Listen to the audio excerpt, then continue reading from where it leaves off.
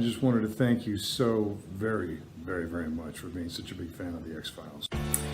Hey, Valerie, it's Annabeth Gish.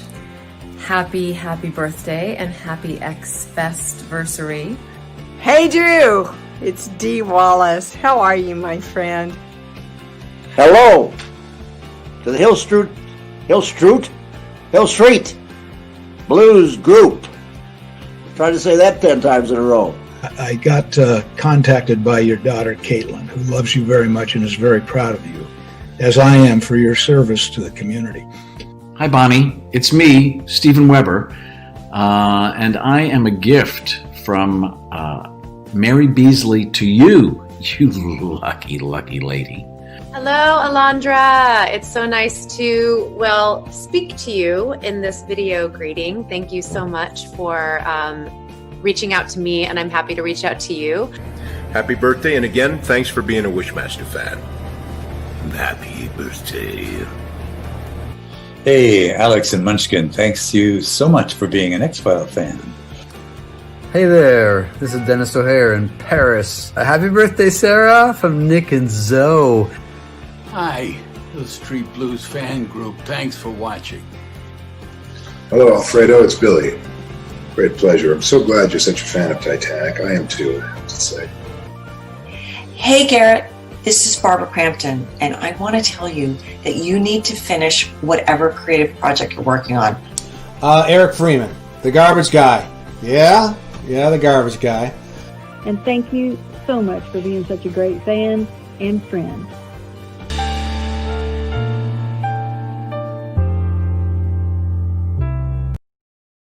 Hi, Scott MacDonald here, star of Jack Frost. Bombs away. Oh, for crying out loud. Okay, here we go again. Join me for my digital fan event on December 26th. Oh, you've got to be kidding me. I must be out of practice. Chill with Jack Frost the day after Merry Xmas. Oh, fuck it. I'm going to be doing an online Q&A with Dom that is free to watch and streams live to Facebook and YouTube at 4 p.m. Eastern Standard Time on the 26th, the day after Christmas Day. So goodbye, Santa. Hello, Jack Frost. Say, pal, how about a smoke? Following the Q&A, you can join me for a one-on-one chat on Zoom, and we can talk about anything you want. We'll have some fun.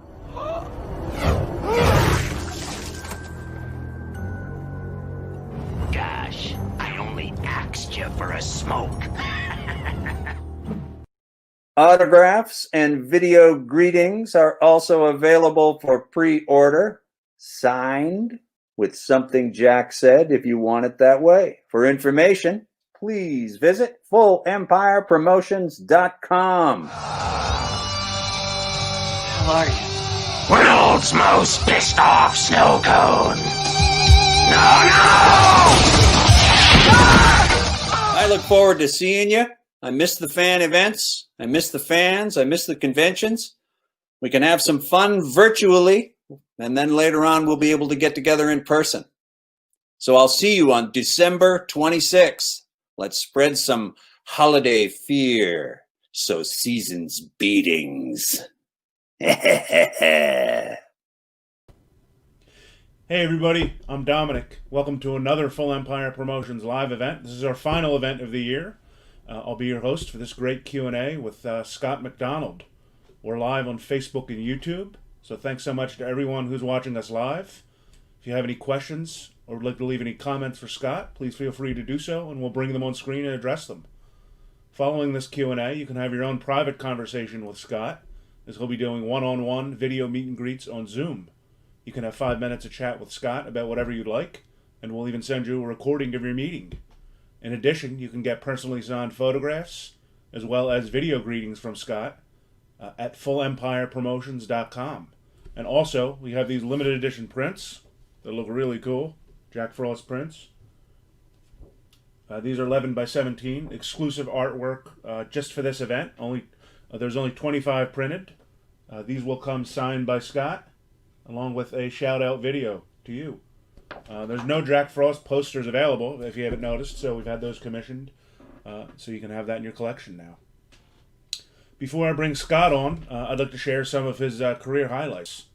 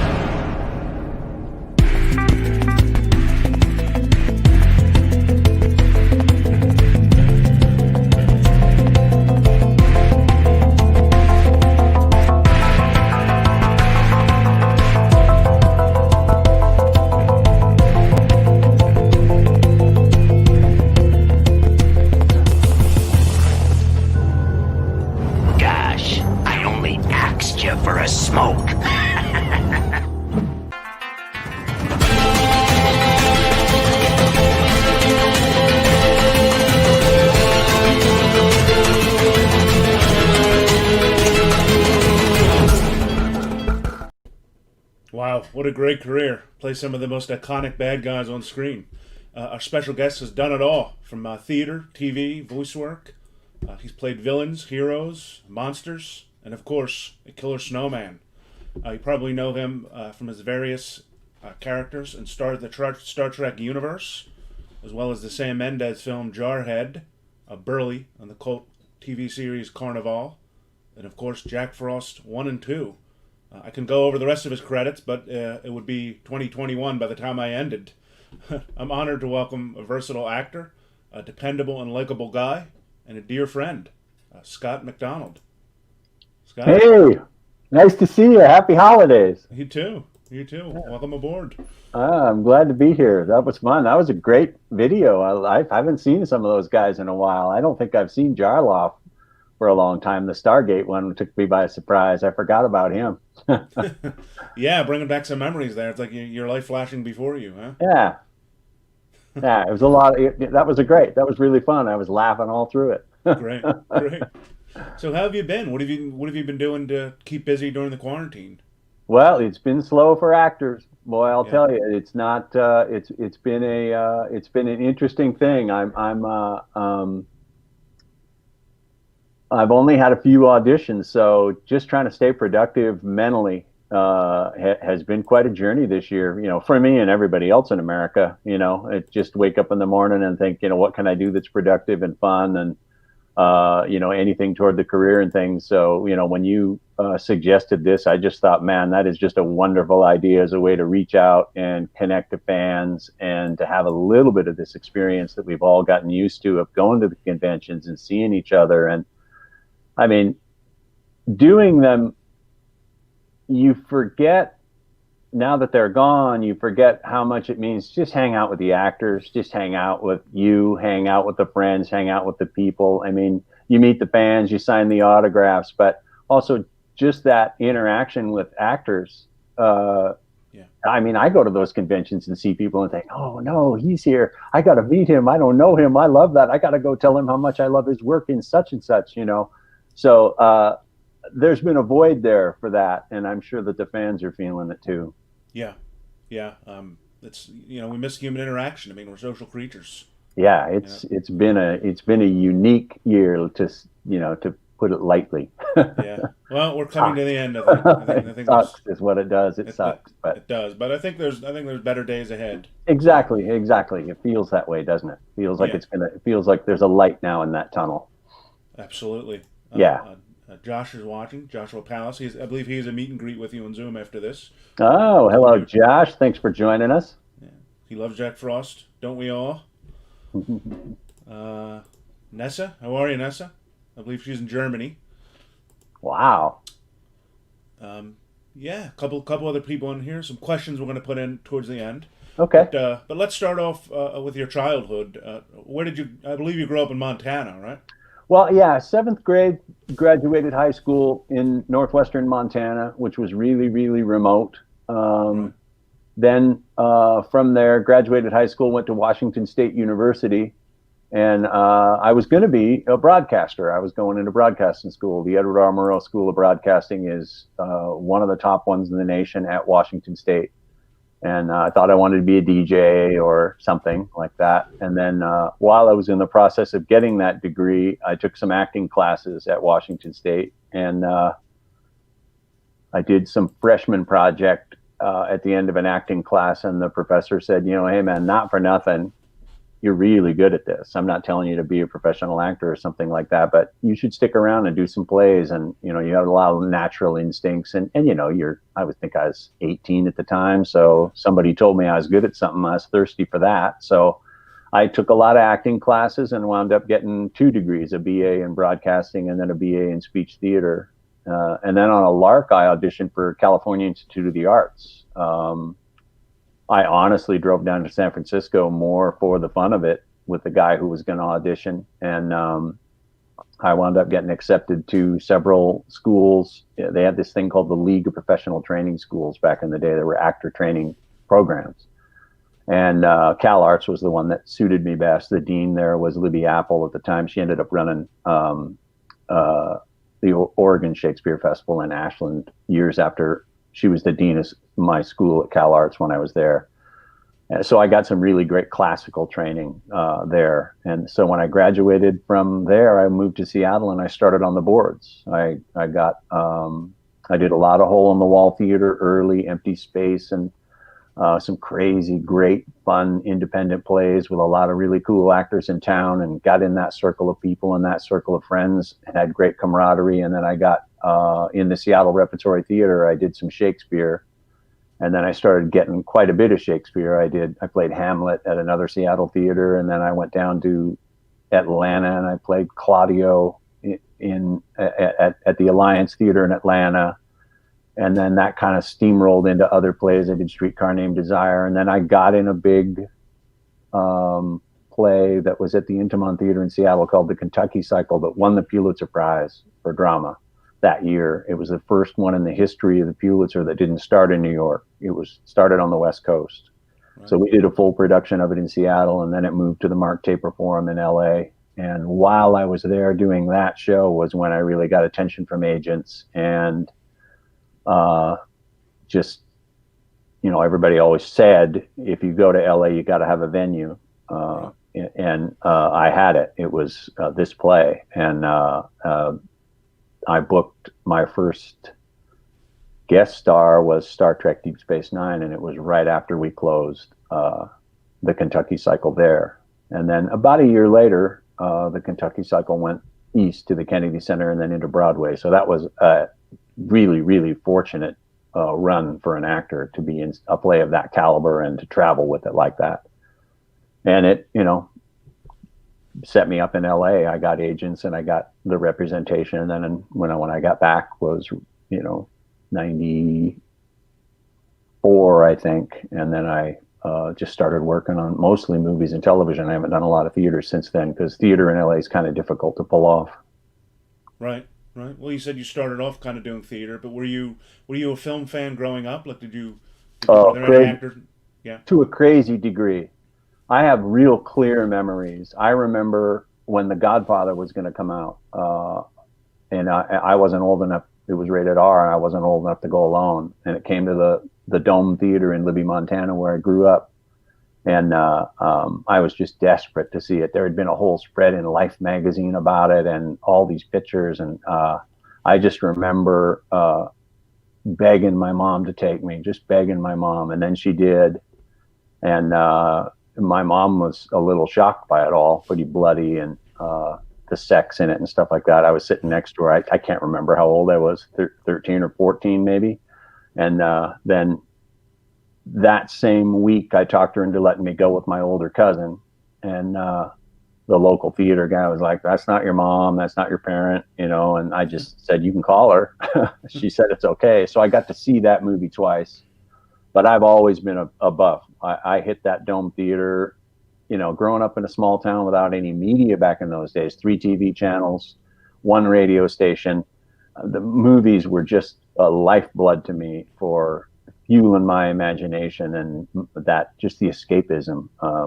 I've always really been into it. I'm a big fan. I'm a buff. I watch, Turner Classic Movies. I find them. I seek them out. I own them. I just dug this out. Other side, I guess. Oh, yeah. I just found this, the VHS, of course, which means I was 12 years old when I did this movie. Genius marketing. This lenticular cover was so cool. Everybody wanted one. The thing I liked about it was on this particular one was Jack. He's so friendly here and not here. So. I love that contrast. I really got a kick out of it. If you picked it up, you understood this movie's going to be kind of silly and fun. I thought it was pretty smart. And just the fact that it came out along the same time as the Michael Keaton film with the same was just enough to confuse people even more. Yeah, exactly. I've talked to people who said they used to switch them intentionally when they worked in video stores. People have told me those stories many times of, "Hey, I worked in a video store. I used to switch them out just to get people's goat." Exact same title, and one soft, tender father story and one madman with an axe. Absolutely. Right. Yeah. Well, you had mentioned starting off doing Star Trek. Can you talk about, do you remember what it was like getting that first phone call? You'd been hired to do Star Trek? That audition process, the first thing I did was on Deep Space Nine, and it was a character called Tosk. And he, to this day, remains kind of a legendary guest star. Very, very, very popular character, really empathetic. People sympathize with Tosk, they root for him. It was a really great piece of writing and an unbelievably arduous and difficult makeup. It was a 6.5-hour makeup, and I had cat's eye contact lenses in my eyes. The mask was glued inside my lips. I had fangs. The only parts of my body that were exposed in that role were the palms of my hands and my eyelids. I lost 18 pounds in an 8-day shoot at the end, and they didn't have any way for me to get out of it ever. So I was in it all day.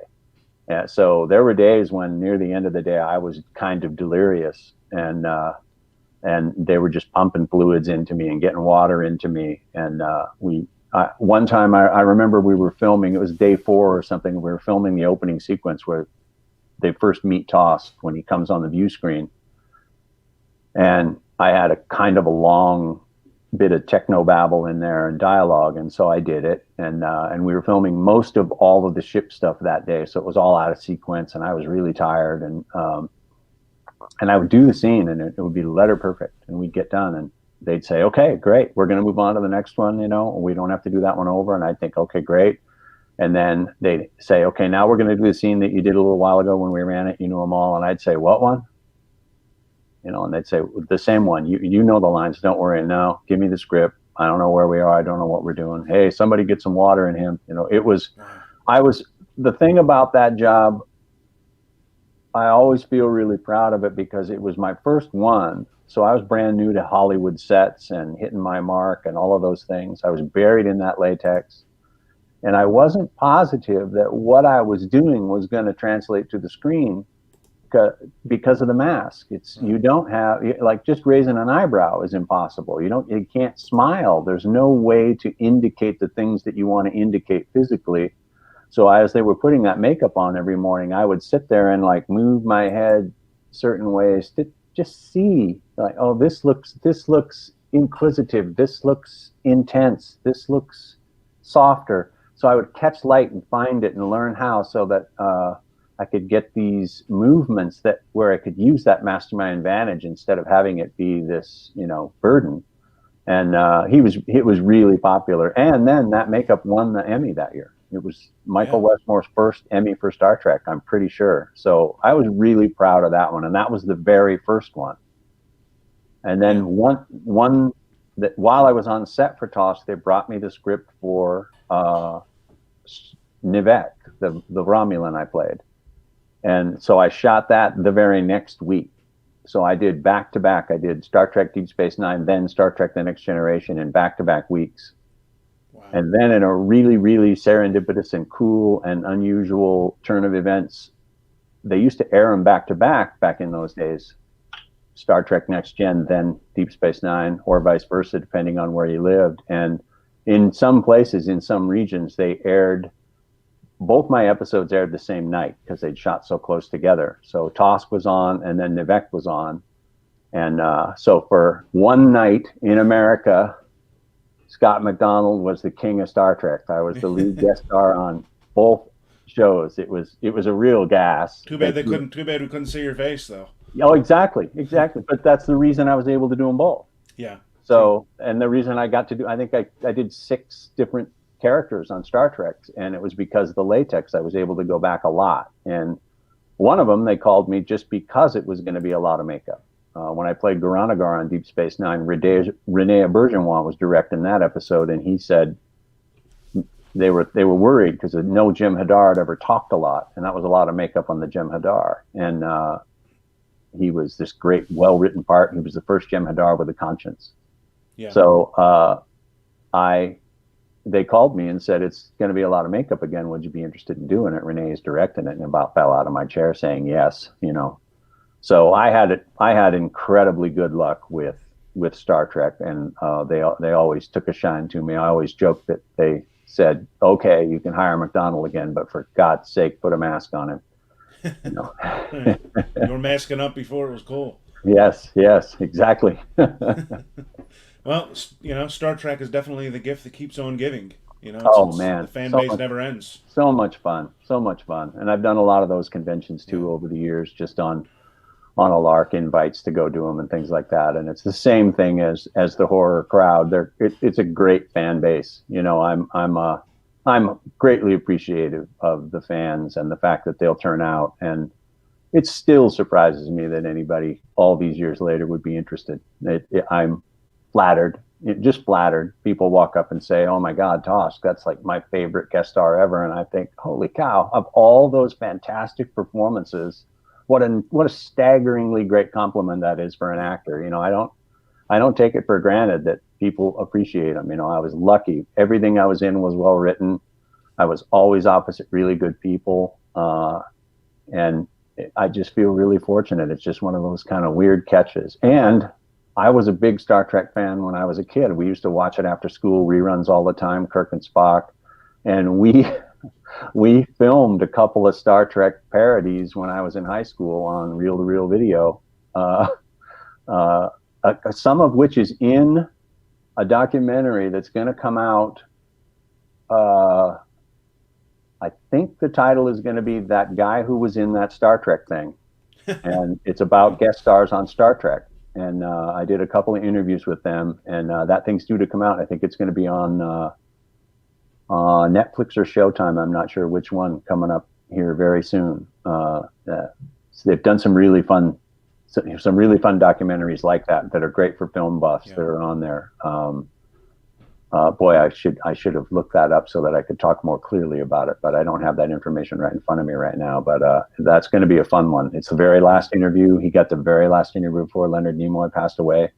Wow. Well, if you get it, let me know. I'll post it. Oh, absolutely. I'll get the word out to everybody once I know for sure what it is. Right. Well, let's talk about another sci-fi venture that you did. I believe your first film, or one of your early films, was Fire in the Sky. Acting alongside D.B. Sweeney, Henry Thomas, Robert Patrick, and so on. And Peter Berg, who has exploded and become a great film director. Yeah, that was a great cast, and you know, I was walking on air working with James Garner. You know, an American icon. I just couldn't believe it. I got to play golf with him a couple of times. One day I was just walking home from the store, and my hotel was on the other side of the I-5 freeway. We're all in Roseburg, Oregon, filming that movie. And so there wasn't much to do. I was going fishing, and I was playing golf, and I was waiting until they were filming my stuff. So it was a great job. And one day he just called out to me and said, "Come on down here for a little while." And I got down there, and his wife was gone, and he said, "I'm bored out of my mind. Sit down here." And so we sat and drank a beer, and he had this really fancy trailer in the parking lot of the hotel that was his, and he had a satellite dish on it. And he likes college football, so we were flipping around seeing if we could find a game, and he stumbled onto The Great Escape. So we watched about the last 30 minutes of The Great Escape, and he was regaling me with stories of being on set in The Great Escape. I'm not kidding. I thought I was going to cry. I was so happy. It was such a thing to sit with James Garner and just hear his stories about it, and hear him talk about what a hell of a guy that, you know, James Coburn, what an actor. And this scene, Steve McQueen was 4 hours late, so all those looks that we're giving him are real. We were mad at him. We were all waiting for him. All of these insider trading pieces of information. So for a film buff, it was thrilling to be in that movie. Thrilling. Absolutely. It was my first. It was my second movie, actually. It was my second movie. So it was like I said, I was flabbergasted that I was up there doing that. I just kept pinching myself. Yeah, well, you've done a lot of sci-fi, as I mentioned, with that and the X-Files and Stargate. Do you believe in extraterrestrial life? When we did Fire in the Sky, that's based on a true story, and that guy's name is Dan Walton, and I don't know what happened to that guy, but something happened to him. He disappeared for 5 days. And they didn't have these details in the movie, but he was there. I went to his hotel and sat down with him just because I played his brother. And in that movie, I'm kind of an amalgam of two of his brothers. He had one brother who was a super cocky guy who did a whole bunch of stuff. And the story I was told it was that brother who sold the story to the National Enquirer, which cast this strange pall on it and threw a bunch of doubt on those guys as though they were doing it for publicity. Right. And that guy wouldn't sign off on it, so we couldn't use his name. But the other brother did, so I used that name. But I tried to make myself a little bit like both of them for a while, and then I just realized, no, I just need to be the loyal brother who's looking for his little brother. That's really my role here. And the director agreed with me, Rob Lieberman, and so we just decided to go that way. But I don't know what happened to him, but there was stuff that wasn't in the movie. There were scientific details that were unexplained. He had puncture holes in his eyes that there was no device that any optometrist in the world had currently at that time that could have done it. And he said they probed him, they did something to his eyes. There's that great scene in that movie where D.B. Sweeney's pinned down and that machine starts moving toward his eyeball. That's some spectacular filmmaking right there. They did all of that at Lucas Studios up there where the special effects all are. But yeah, that was a really fun job. That was a exciting movie to be in. Right. So you're undecided whether whether there's life form somewhere. I guess it's hard to argue that, it right? seems to me, it seems to me that logically there would be. I just think logically there would be, but not having met any at all, Yeah. Hopefully they're not going to be Commander Dolam from Star Trek Enterprise, because he's out to ruin the Earth. Right. Hopefully they'll be more like Tosk, ready to help. Absolutely. Hopefully they're like E.T. The show's gonna fly. Exactly. Well, of course, I have to get to the reason we're all here. Yes. 1997. He gave life to the horror genre's most chilling villain, with Jack Frost. What was your initial reaction when you were offered this part and when you read the script?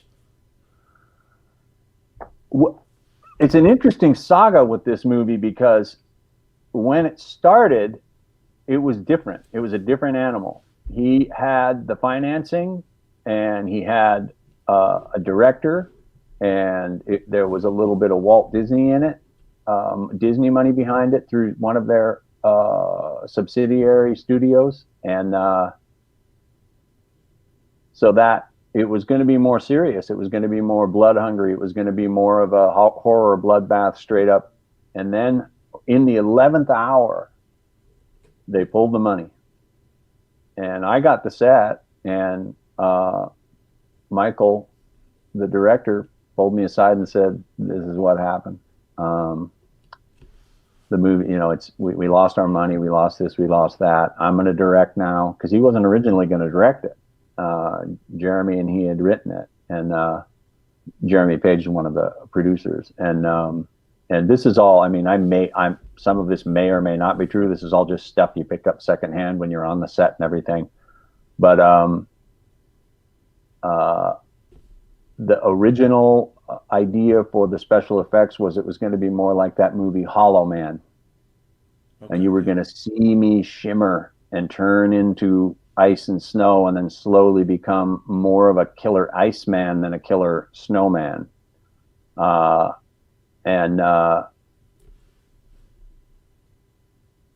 I just said, okay, whatever you want to do. And then we shot a scene, and he said, okay, that's great, but the dynamic's completely different. I want you to really camp it up. I want you to go way, way, way over the top. I want you to change the energy. I don't want you to play it subtle at all. I want you to be, because he understood what he was going to have to do due to his limited budget. He was going to have to,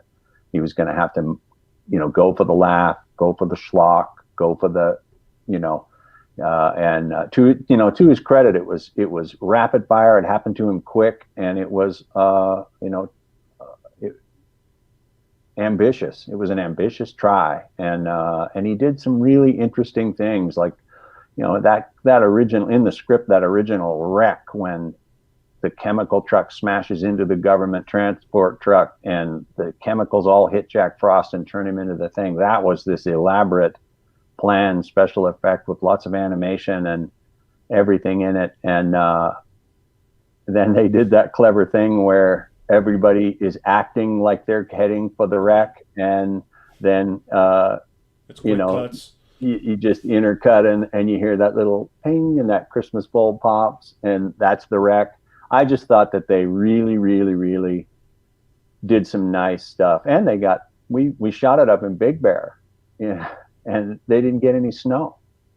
It was this weird snap. There was snow up there in November when we were getting ready to do it. Then we all went up there in December. It was 65 degrees. So the poor crew, they were running around and putting cotton anywhere behind us where you could see it in the background.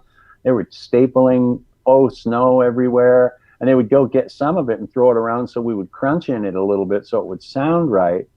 But even that was just this precious gold. It was like, don't walk in that yet until we get the mic on it, Oh, man, those guys were working their tail off just to make it look like it was winter, And the DP shot everything up, He shot everything up, low angles, which gives the movie this strange look.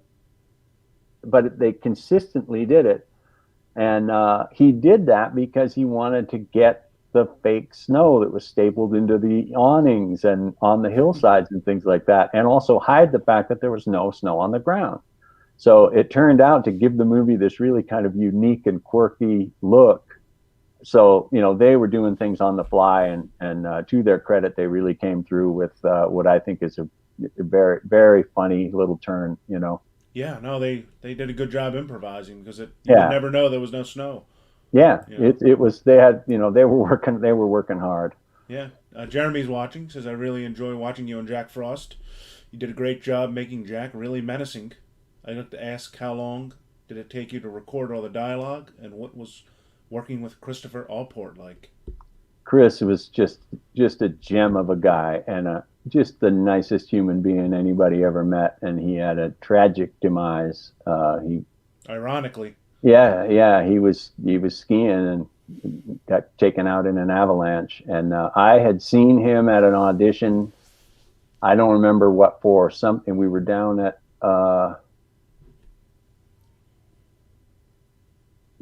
David Kelly Studios auditioning for something. So it was probably The Practice or Boston Legal or something like that. And he came out, and I was walking along, and I said, "Chris?" And he said, "Yeah." And he paused, and he said,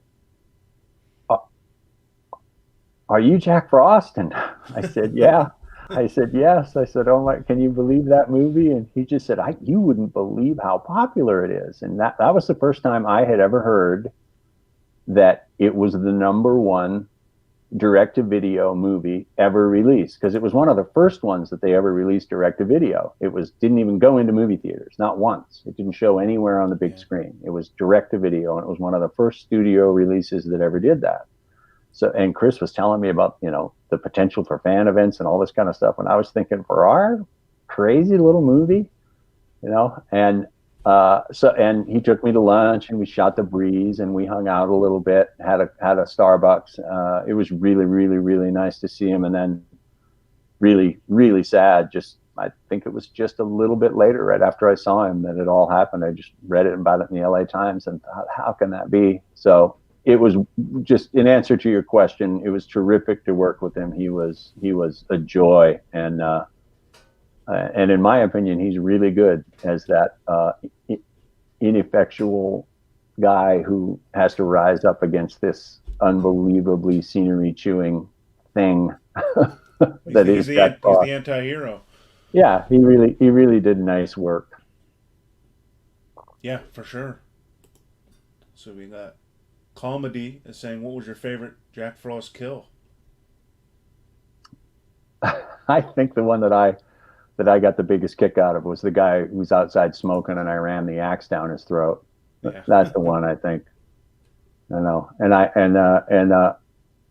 just wanted to smoke and then when we were in there looping it, and we were finding things, and Michael would come up with something, and Jeremy would come up with something, and I'd come up with something. We were just trying to find funny things for Jack to say, like when I get knocked and I'm flying through the air, and I say, I can see my house from here, or something. Some words to that. I think that was Jeremy's line. We were all cutting up about that one, but we salt and peppered it as best we could. But that Axia was, I threw that one on there. I thought, Axia for a smoke was, I think I can take credit for that one. But boy, we had some fun looping that thing. We really did. We really had some fun. And then me singing at the end, Under the Ground, when I sing that little Christmas thing at the end, those guys were laughing so hard I barely got through it, because they were just cracking up to hear me sing that song in my Jack Frost voice. So we had fun. It was fun. Yeah, you'd mentioned the voice. I know, you did have some screen time, but you did a lot of ADR. Was it? Yeah. Did they manipulate your voice at all, or was it just you doing it? No, it's just me. It's just me doing it. I did it. I did the whole thing. They didn't do anything to it. I think there might be a couple echo effects that they put in it. Oh no! Wow, wow, wow, wow. But other than that, I don't think there's any. They didn't do much to it. And then I only looped Jack Frost 2. Yeah. I was really surprised. I didn't know that was going on either. They just called me and said, "We want you to come in and loop Jack Frost 2." And I thought, what? You made another one? So that was kind of an amazing turn of events too. Yeah, well, I have to mention the writer-director. We mentioned him briefly, Michael Cooney. Mm-hmm. He had to be a twisted guy with a great sense of humor. Was he You nice know, to work with on set? he's just this soft-spoken guy, and not really anything like what you would think a guy who would write that would be about. Like in 2017, they, I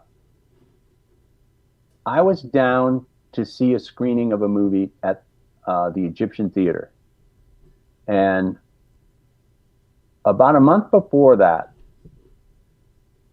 I got a call, or first thing in the morning, like 9 in the morning. I pick up the phone, hello, and this woman calls me up and says, I'm calling you about Jack Frost. And I'm thinking, who is this? Some friend of mine messing with me, And she starts talking about we're doing a video history of it, and we were wondering if you would mind doing an interview and all these things. And I still don't believe her. I keep telling her, who is this? Who put you up to this? And I had just met a guy who went to my college, Washington State University, well after me, but him and his roommates were crazy Jack Frost fans. And when he found out that I was a Coug, he went nuts. So I assumed he had put somebody up to this and called me.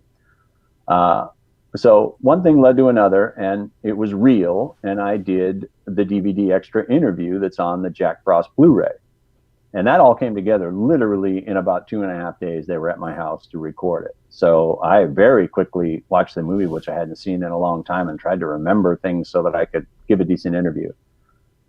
Then literally a couple weeks later, my wife and I are standing in line down at the Egyptian Theater, and we're waiting to go into a movie. And I look over, and in the display case where they have all the movie, and the Egyptian shows a lot of classics. They had a 2001: The Space Odyssey poster in there, and a bunch of stuff at that time they were going to show some classics.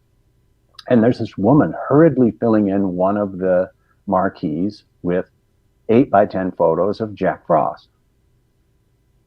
And I was standing there looking at it and kind of couldn't get my mind around it. My wife elbowed me and said, "Isn't that your movie?" And I said, "Yeah, it's weird. I feel like we're being punked, And I was watching her do it. So we went in and we got our seats, and it was for a big SAG screening of something else. Actually a Michael Keaton movie, ironically, who was the other Jack Frost.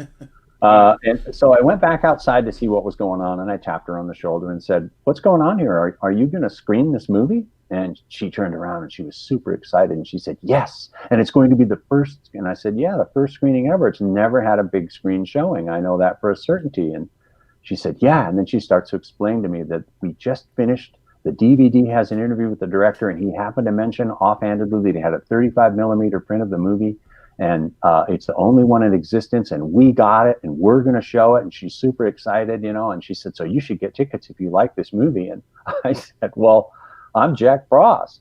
And, she was like, "What?" And I said, "I'm the actor who played Jack Frost. I was just standing in line here while you were putting those up, and I couldn't believe my eyes." So she immediately gets on the cell phone and starts hammering around. So I hear from the people at Vinegar Syndrome, a film club down there that was putting it on. I hear from the people who put the DVD out, and all of a sudden I'm coming. We can't pay anything. We're not going to this. We're not going to. I said, "I don't care, man. I'd love to see this thing on the big screen and with a crowd." I never had. I'd only ever seen it with 4 or 5 people on a video, And so they did a screening of it at the Egyptian Theater, and there were 300 people there.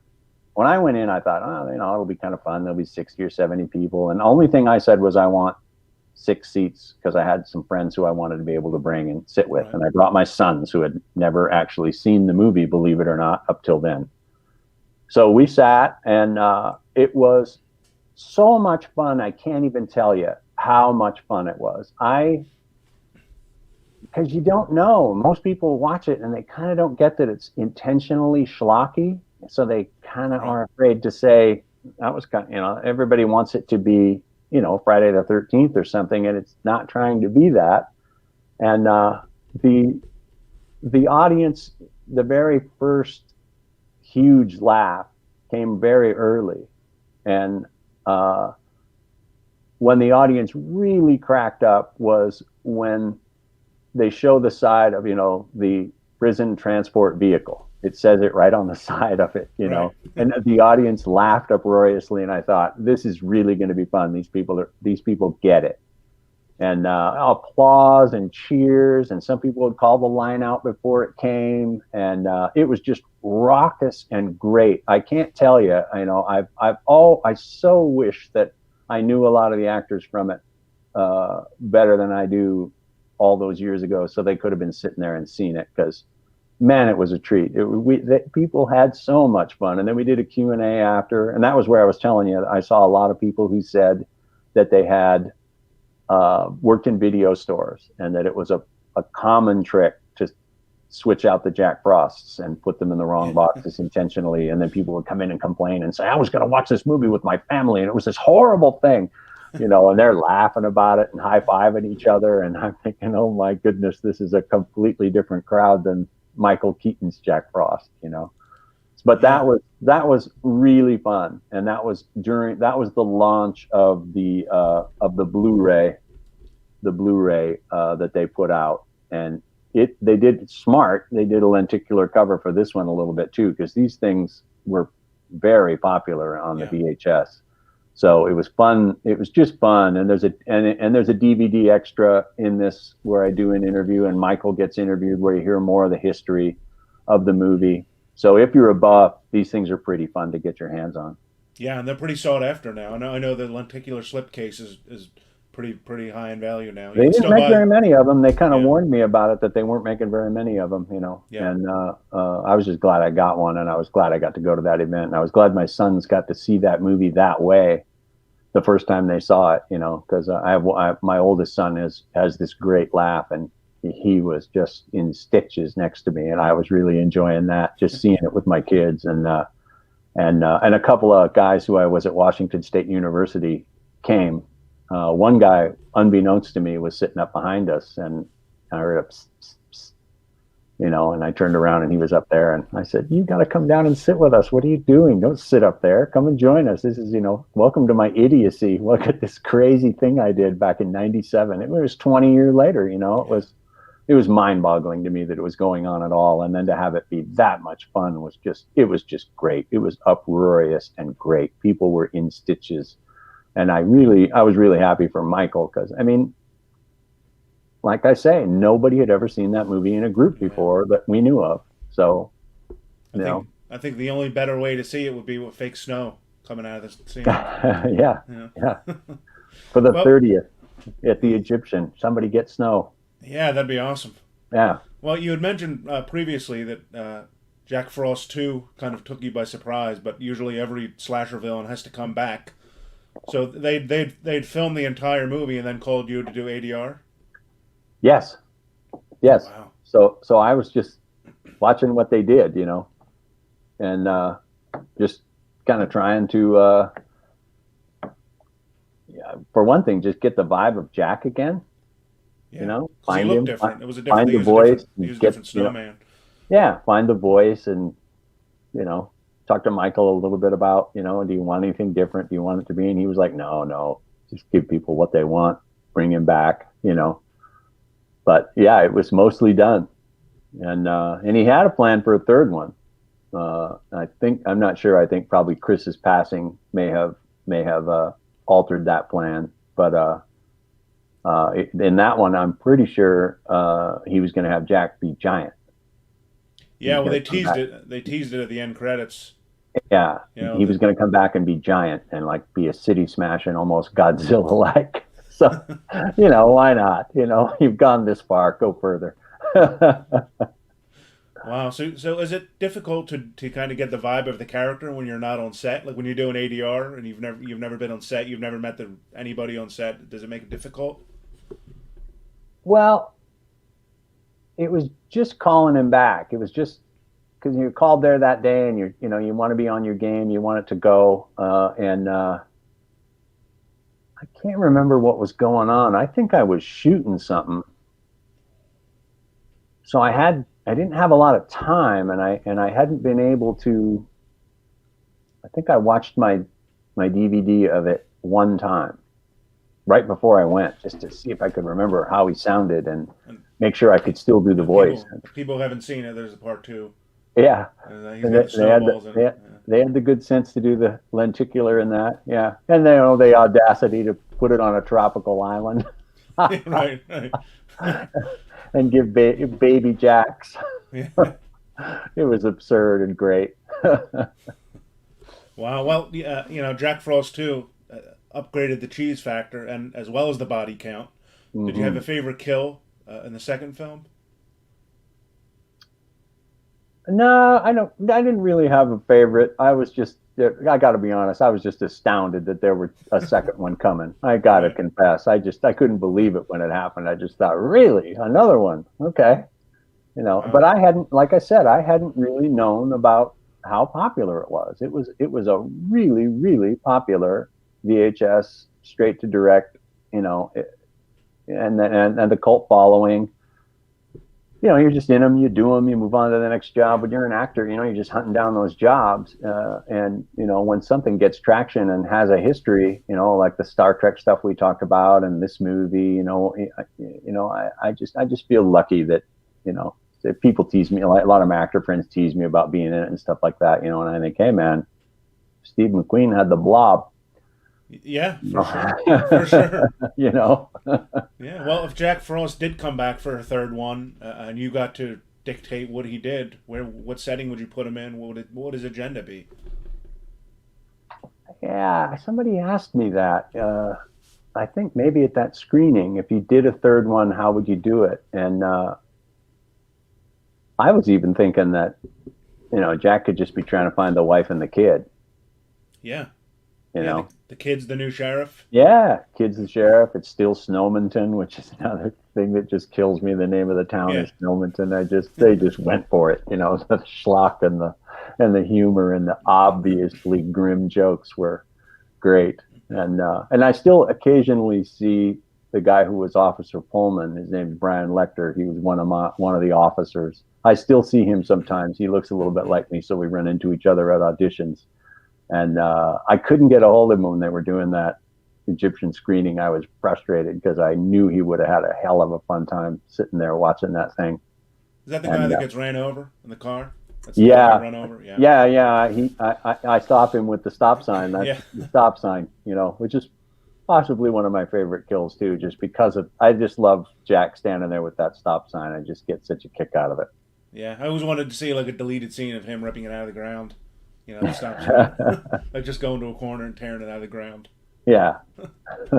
Yeah. Well, I think it would be cool if they do a Jack Frost 3. Hopefully, you never know. Stranger things have happened. Stranger things have happened.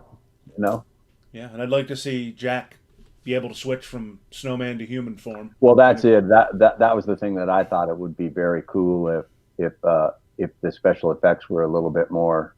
Yeah. If they had a little bit more money for him, where it could be me tailing the kid around for a while and then shifting, but you would have to be, because the original they wanted him to be an Iceman, more of an Iceman, a scary Iceman, and but you would have to have that that great big Jack. I can't remember who told me. I think it was Jeremy told me, you should have seen our faces when we walked into that place and they showed us what they had made to play Jack Frost, And I thought, perfect, because that's what your audience is going to do, Exactly. And if you can play right into that, you're going to win, And then those guys were savvy. They did it, they pulled it off. Yeah. Well, we'll keep our fingers crossed for Jack Frost 3. There you go. I'm always game. But I do want to mention a film that you did that I'm a big fan of. Also, Joshua mentions it here. You gave a great performance in Straight into Darkness, and also an iconic film by Jeff Burr. I really enjoy this film. It has, again, kind of the snow, isolation, like Lost, very far. We shot that movie all in Romania.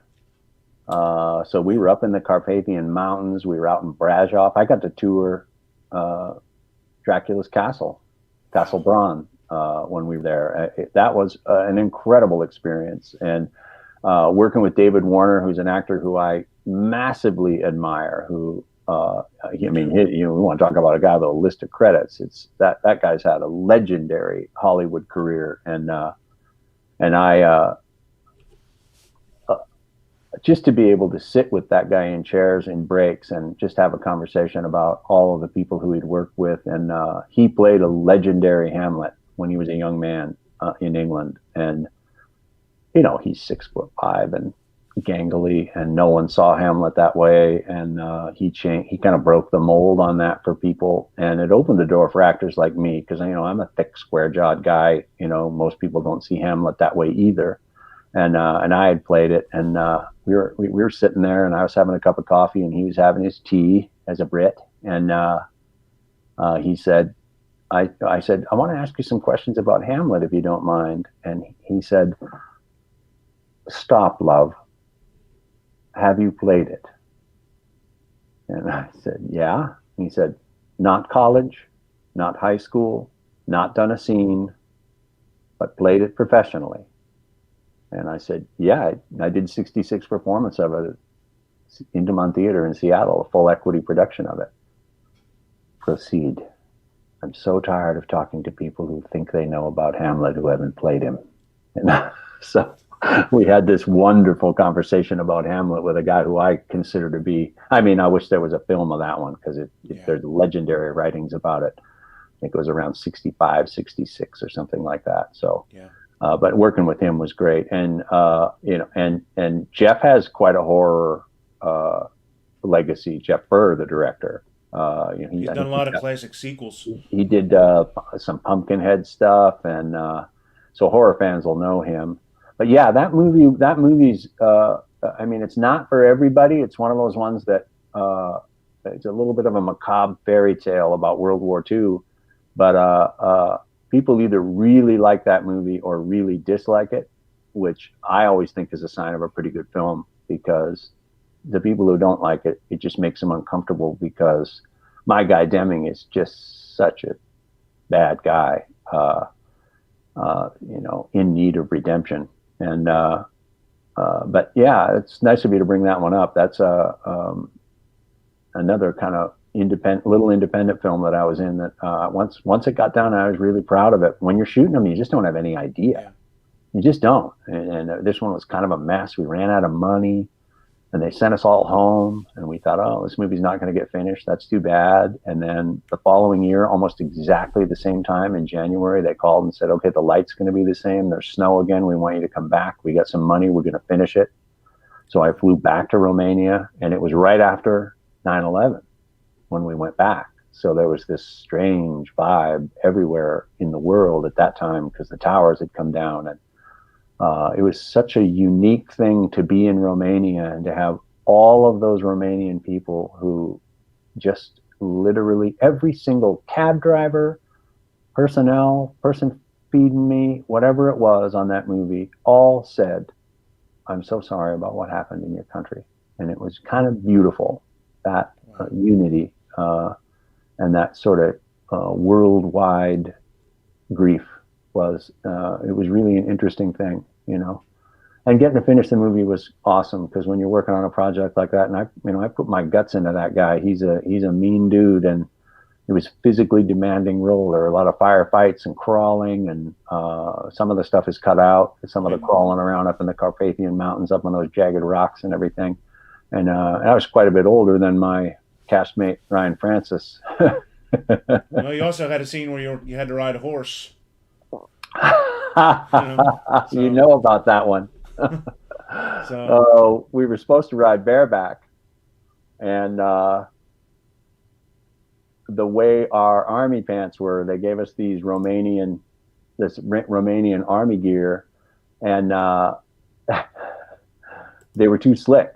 You couldn't hang on to the horse with your legs. And all day Jeff was like, oh, you're only riding this short little distance up this trail. You'll be able to do it, on and on and on. And Ryan and I got on that horse, and the two of us got on that horse, just tandem, side by side, and whoop, slid right off. Landed right on my canteen, almost broke a rib. Oh, Jesus. We said to Jeff, get a god dang saddle, because this just can't happen. So we put me on a saddle and Ryan behind me bareback, and then shot it. But yeah, that was, I fell directly on my back, and so did Ryan. He, being much younger than me, he popped right up, but I was laying there for a while thinking that would have been bad. Yeah. Yeah. No, it's a great film. It's just like you said, it's kind of a grim fairy tale. You think it starts off as a war film, and then it turns into a kind of a twisted, twisted tale. And Yeah, you it's just never know what's going to happen. like somebody said that to me one time. It's a very macabre little fairy tale movie, and I thought, oh, that's well put. I'm going to steal that and use it when I do interviews about it, because it's it was a really unique piece of writing, and Jeff worked hard on it. Well, there's a great documentary on the DVD that's out, and Jeff just he goes through the process of making it, and again how he ran out of money, and I mean it really took a lot out of him. But he was determined to make it. He wanted to tell the story, and it kicked his butt getting it made. Yeah, and I play a character named Deming. Yeah. And his dad's name is Deming. Oh, didn't know that. And his dad was in World War II. Didn't know that. Wow. Yeah, so it was interesting. I don't know. I mean, Deming's not a very likable guy, so it was interesting to me. But Jeff just wanted to use that. But we had some really interesting and cool things happen with that when. I did a lot of research. I read a lot of those Ambrose books just to get my head into what World War II was like and what those guys would have gone through. And I went and talked to my Uncle Norm, who was in the trenches in Korea, just about what it was like to be under fire, and pick his brain a little bit about the mental state of that kind of stuff. And so I walked in to have the meeting with Jeff when I got to Romania, and he said, "What are you thinking about with this guy? What do you?" And he had some army books piled up on there, and he had one of the Ambrose books. And I dug through it and turned to a certain page and said, "This is what I see Deming looking like right here."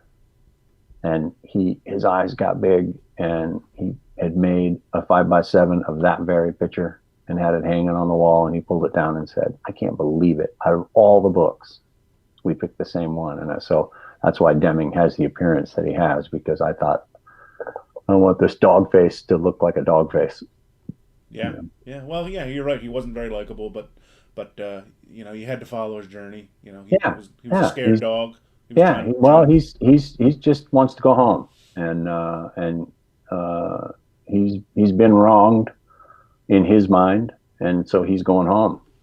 He doesn't think he should have to fight anymore, and that was kind of my mentality with him, and he was just going to make it. And but yeah, it's interesting. I encourage anybody who's watching this to check it out if you haven't seen it. It's a really interesting movie. It's a great movie, and it's streaming on out. You can watch it with Amazon Prime. Comes free. Oh, good. I didn't know it was on Prime. Yeah, so you can check that out. And we're coming up on over an hour here, but we've just skimmed the surface. You did Water for Elephants, great film with Reese Witherspoon and Kyle Holbrook.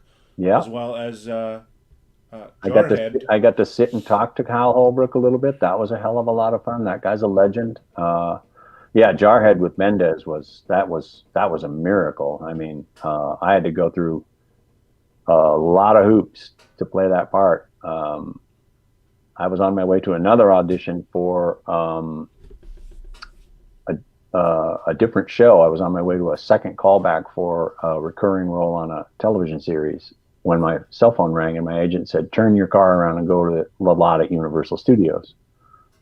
And I said, "Well, I'll go after my audition." And he said, "No, go now. And Sam Mendes wants to meet you in the bungalow." And I had auditioned my guess is 2 months before. So it was a distant memory. And I didn't know, is this a meeting? Is it another audition? What's going on? So I went in there kind of dumbfounded as to what exactly was going on. And everybody was scrambling around the bungalow. They were putting up posters of American Beauty and some of Sam's plays in England and all of this stuff. And the girl said, "Can I get you a drink of water? Isn't it exciting?" And the girl who plays Jake Gyllenhaal's girlfriend in it was sitting in the lobby waiting too. And then she went in, and I had my agent fax me the sides in case they wanted me to read again or something, because I didn't know what was going on. And I went in there, and sure enough, I just walked in the door, and he said, "Oh, put the paper away, mate. Your audition was a bloody home run." Wow. And then I had to put a reel together and go meet the vice president of casting at Universal Studios, because there was this mad panic on, because it was such a star-laden cast and nobody knew who I was. So they were worried that I wasn't going to be able to do it. And Mendez said, we auditioned everybody and their dog for this thing, and nobody hit the nail on the head for me like you did. And he listed a bunch of people who they had read for it, and all guys around my age, a cavalcade of people who were big stars. And so getting to do that was, because if you're not with a major agency, sometimes it's hard to get in those A-list movies in any kind of substantial part, because they package all that stuff together. Well, if you want our director, you got to take our 4 actors, and there's this, there's a whole process to it, which I understand. But that was a really, really, really fortunate one. And Roger Deakins, director of photography, who, if you look him up, most every beautiful movie you've seen is Roger Deakins. That guy's a special director of photography, and Mendez was very cool. And that was a terrific job, kind of a stupendous thing to stumble into. Yeah, no, it's a great film. And I have to ask, though, any influence from Full Metal Jacket? Yeah. I didn't know this. Sam told me that I filmed all my stuff. And then when we got done, I was first 2 days of filming was all me in the barracks with those guys.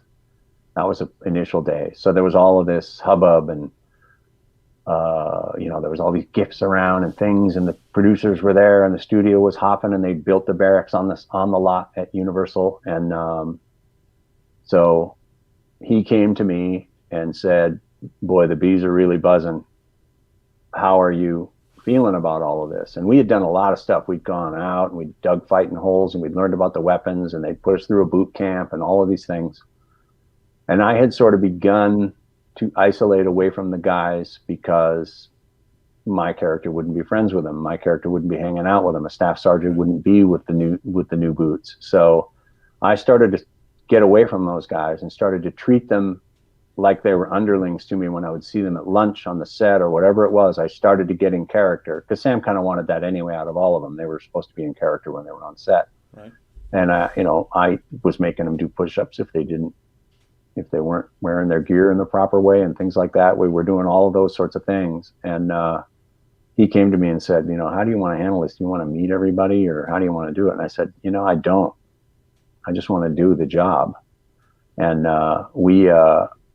all the extras were in the room, in the barracks, and they were all lined up in there. And a couple of the actors who had dialogue, because they're in the movie that you see, they cut a bunch of my stuff. The original, I was about 12 minutes of them. I take apart one actor, and then I take apart another actor, and then I take apart Jake Gyllenhaal. And they pared it way down. And what's there is blazing hot and very fun, but the actor in me thinks, boy, whatever happened to that footage of all that other stuff we did, because it was months of rehearsal and performance and everything. And then we got all done, and Sam was super happy, and we had gotten what we thought we wanted to get. And I was standing there, I just came out to say goodbye to him, and he said, "Well, now I'm going to tell you something that I wasn't sure I would tell you." And he showed me this G.I. Joe sized Arlie Emery doll. And he said, "I got this from Arlie Emery about a month ago. And this is the post-it that was on it." And it said, "Good luck, MFs." Wow. Yeah. A kind of a weird challenge or something. I don't really know what. And he said, "I didn't know if I should show it to you. I didn't know how you would take it. I didn't want to intimidate you. I didn't want to get in your process and everything, And I just said, screw that guy. He really was a DI. When he goes up to Seattle, Washington, and plays Hamlet for 66 performances, he can talk to me about being an actor." I said, if he doesn't like what I did, that's fine. But that guy really was a DI. That's a little bit of an advantage when you're playing a DI, and he's brilliant, and he is the greatest ever, no question, on screen as a DI. But I got a thing sent to me from a guy, all that weird stuff that's floating around on the internet, of the 10 greatest drill instructors in movie history. And I landed at number 4. That's awesome. I was incredibly flattered. It was Arlie Emery, and then Clancy Brown in Starship Troopers, and then Lou Gossett in Officer and a Gentleman, and then me. And there's so many good ones out there. I mean, I just thought, boy, that's flattering, because my guy's not on screen very long, but Right. What's there is juicy.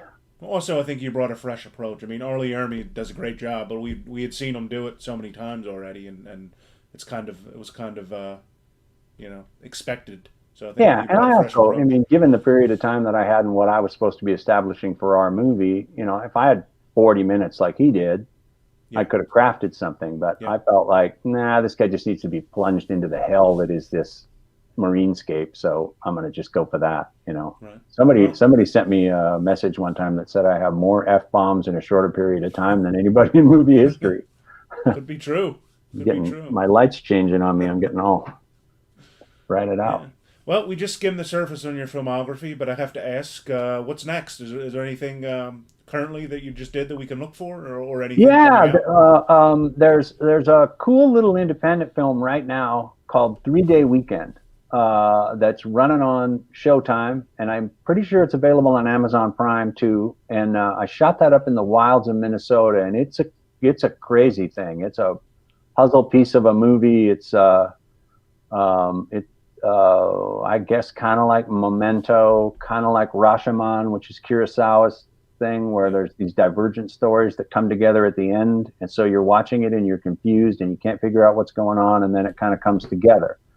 And I play a brute out in the forest in that thing. That was a really unique shoot. We were way up in a place called Many Points Lake, Minnesota, and there was nothing up there, no Wi-Fi, no nothing. We were living in these cabins and shooting this movie on the fly, and it was very low budget, but I had a heck of a great time. It was beautiful country to be in the fall, and it was a little cold. I had to get in the lake and shoot a few scenes in the water, but it's a really interesting movie. It's a thriller, and a lot of film buffs who might be looking at this right here on your thing might enjoy it. It's there's no stars in particular, no well-known big names in it or anything like that. But it's 3 Day Weekend. I think I just got a notice that it's going to be on. They have all those different Showtime channels. Showtime Women, I think, on Monday night, this coming Monday. But I think it's on demand on there on Showtime, and I think it's on Amazon Prime. And there's another movie I'm in that's a completely different thing. I play a nice guy fireman in a little independent film called The Last Champion that just came out,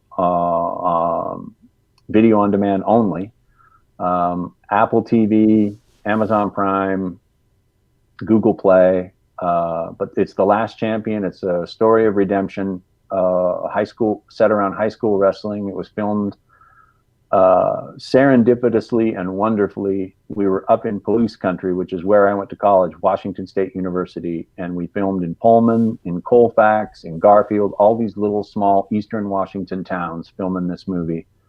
And it's a special little movie. It really turned out nicely. I just saw it the other day for the first time in its final version. And if you're looking for a nice feel-good movie around the holiday or something, I encourage everybody to go find that thing and check it out. The star of it is Cole Hauser, who's done a lot of stuff, but right now he's kind of big on Yellowstone, Costner's Western thing, filming in Montana. Yeah, and his dad's great, Wings Hauser. Good. Yeah, who I met Great actor. filming. I was filming oh darn it, what was the one with Lamas in it? Lorenzo Lamas. Was it Renegade? Renegade. I did a Renegade. Yeah, I did a Renegade with Lorenzo Lamas, and Wings Hauser was directing.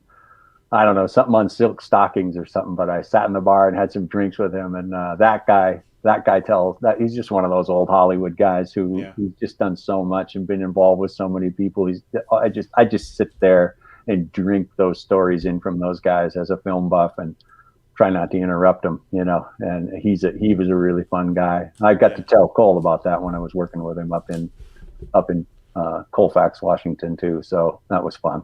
Very cool. Well, we'll be on the lookout for a 3-day weekend. Yeah, on the those are good. on the Those are list good check. ones to check out. And like I said, that Star Trek documentary has been a long time coming, but I saw a real rough cut of it a really long time ago, and it's really interesting because you're talking mostly to the guest stars, not to the leads of the show. So you see a lot of these faces of these characters, and you think, "Oh, this guy, I remember that episode."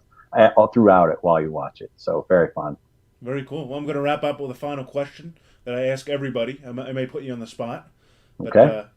if you could pick any person to play the lead in a film with you and any director to direct it, who would you pick? And there's 2 caveats. They have to be people you've never worked with before, and they have to still be alive.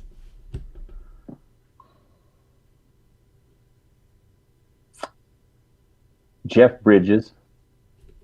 I'd like to work with Jeff Bridges. Good He's choice. maybe my favorite right now and has been for a long time. All the way back to Thunderbolt and Lightfoot, which was filmed in Montana when I was a kid growing up. And so that movie had some legend in my little hometown because they filmed it in Montana, and it was like Clint Eastwood was in our state and he filmed this movie. And I think his True Grit, Rooster Cogburn, is a brilliant performance. If it wasn't compared to John Wayne, it would stand alone as one of the great cowboys. He's so good in that movie, and everything else he does. I mean, that guy's never bad.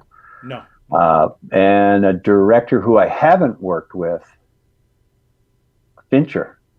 Oh, great choice. Fincher. Great Yeah, choice. I feel like I don't know. I think about directors who might hire this face, and Fincher likes unique looks and strange faces, and I just don't have that Dylan McDermott good looks to play that handsome lawyer on TV. I don't get those guys. I get the truck drivers and the axe murdering snowmen and the Star Trek monsters and my big chin and my bald head, and that guy would put that stuff to good use. So yeah, Fincher and Jeff Bridges, I'd say. Great choices. Great choice. I could see you in a Coen Brothers film too. I think you'd be Oh good man, on that side. I was thinking about them too, thinking maybe the Coens, because they have that sense of humor that is suitable to a guy who played Jack Frost.